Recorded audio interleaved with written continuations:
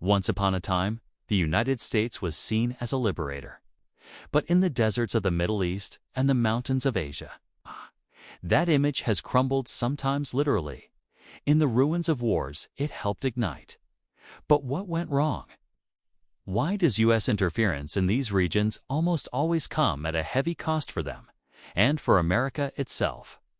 From Afghanistan to Iraq, Syria to Iran, every intervention seemed to start with promises of peace, democracy, and freedom. Chapter 1. The pattern of intervention. Let's begin with a pattern. The U.S. sees a regime it doesn't like, usually authoritarian or anti-Western. It backs rebels, imposes sanctions, launches drone strikes, or even full-scale wars. The goal? Regime change. But here's the twist: regime change almost never brings stability.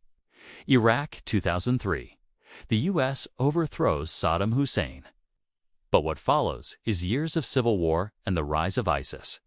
Libya, 2011. Gaddafi is taken out. The country descends into militia rule and human trafficking. Afghanistan, 2001 to 2021. 20 years of occupation.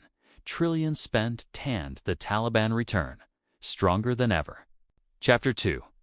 Why it backfires. Tribal systems, religious factions, and decades of mistrust don't disappear with elections. So why does U.S. intervention backfire so often? There are 4 key reasons. Cultural blindness. You can't export democracy like a fast food chain. It's over-reliance on military might. You can win the war, but can you win the peace? Bombs can topple governments, but they can't build schools or trust. Short-term goals, long-term chaos.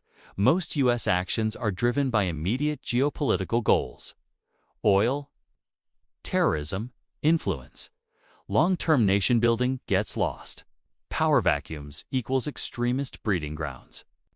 Take out a dictator, and unless there's a real transition plan, chaos fills the void. And chaos breeds extremism. Chapter 3. The cost to America. It's not just the Middle East or Asia that suffer. These interventions come back to haunt America too. Human cost. Over 7,000 U.S. troops killed, tens of thousands wounded. Financial cost. Over $8 trillion spent on post-9/11 wars.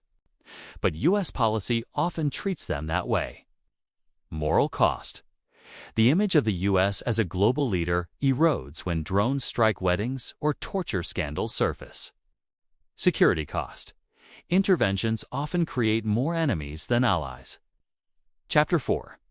The Middle East and Asia are not the same. It's important to note. The Middle East and Asia are not one monolithic region. But even then, was the price too high? In the Middle East, it's often about oil, Israel, or terrorism.